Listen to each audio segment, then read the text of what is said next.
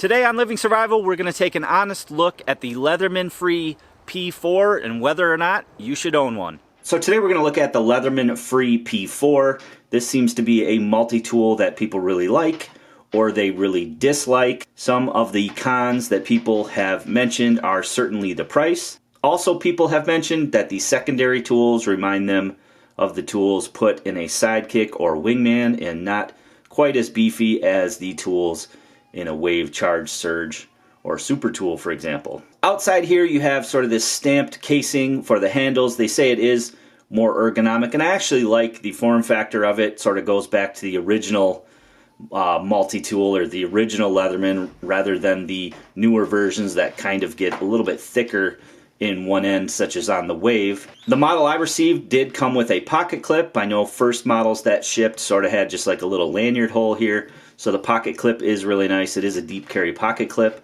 And then of course you have the one-handed opening all from the outside of the tool. So that's one positive that you definitely gain over most of the other multi-tools in the Leatherman lineup. Outside tools mean that you can get to them really quick and you can get to them one-handed without having to open the tool. So for me, that's definitely a benefit, certainly in something that you're going to carry every day. The knife, for example, just flies right out. It's got this lock-up mechanism here that when the blade pushes into it, it's sort of just a lock-back mechanism here, and it just clicks into place and locks that. So it's got really sturdy lock-up. Now the blade isn't quite as long as on the Super Tool or as on the Surge, but it still is a really nice knife, and I like the shape of it a little bit better than on their other multi-tools, which are a little bit narrower, maybe a little bit longer. Flip the tool over and you also have access to the saw.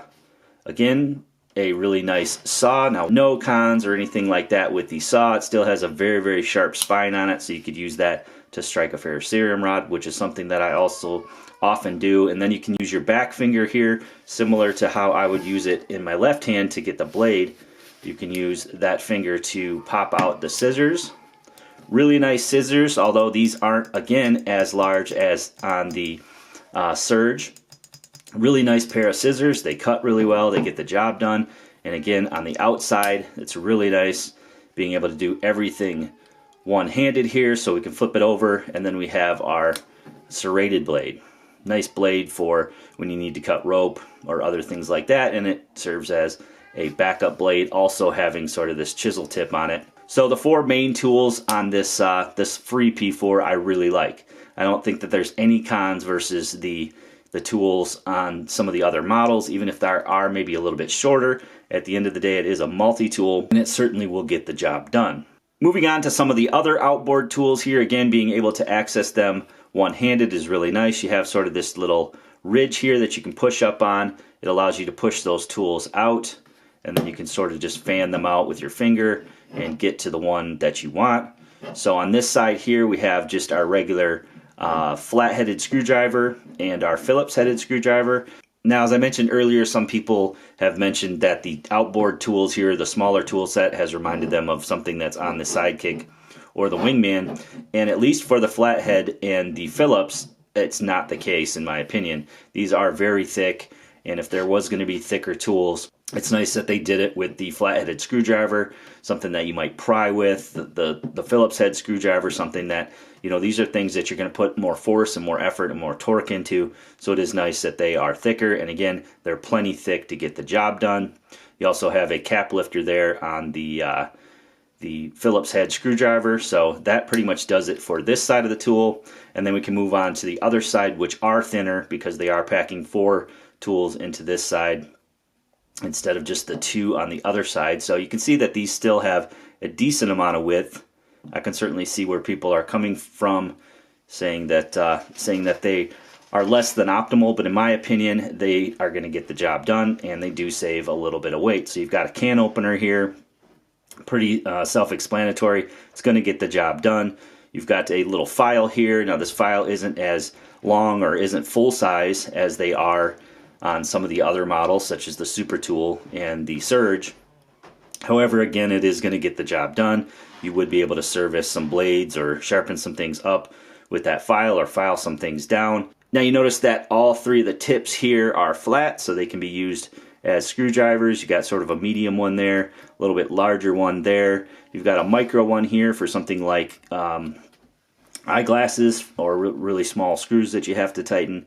Next step up is a small ruler. Again, not something that you're probably going to use a whole lot. To me, it's just sort of an unnecessary tool in here. I guess you could use this as a flat blade screwdriver, but what they've done with the file is pretty much similar in size. So that tool really makes no sense to me. It does say that there's like a little wire stripper there. I believe that's what that is. So I guess they did put a few other, another option on there, which is nice.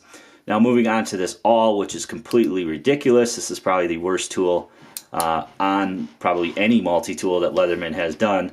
They call it an awl, but again, really it's just a small screwdriver, and if you were going to try to press this through some leather, it would probably work, but if you're going to try to put a hole in wood or something like that, you're probably going to run the risk of either breaking this tip off or mangling up your screwdriver. It's not sharp here at all, as it is on some other awl models. So to me, I don't know why they couldn't have just stuck with the awl that they had.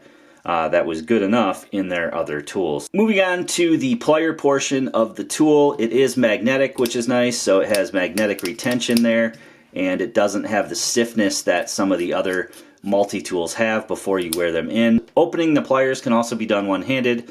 I usually just pinch in between the sections there, and then you can just flip it over and it locks open.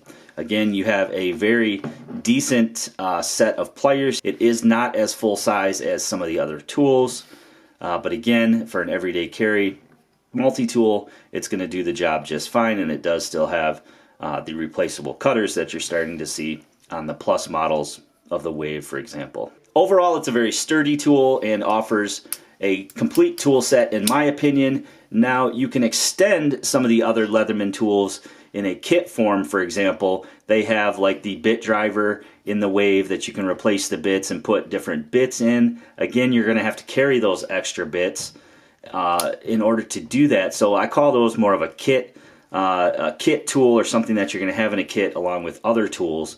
I think the Leatherman P4 is a home run, except for the price. I do like the ergonomics or the form factor of it.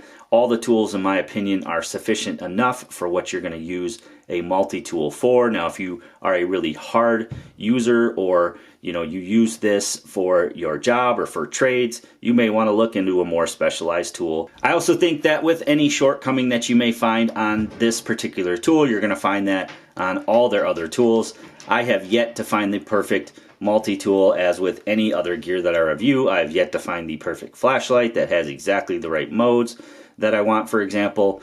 So again, this comes really close. If they fixed things like the awl on there, which makes no sense, the little ruler, that makes no sense. They could have put ticks on the outside here like they do on their other tools. That to me makes a lot more sense. So a few little things that they could change about this would be great, although it may not justify the high price either. If you can catch this on the secondary market, or maybe on sale, today is Cyber Monday, then go for it. You're definitely going to be happy with the tool once you can get over that price tag. So let me know what you think in the comment section below, and don't forget to give this video a big thumbs up for me. Make sure you share it to any friends or family on your social media, and don't forget to click that red subscribe button and that notification bell to be notified of new videos.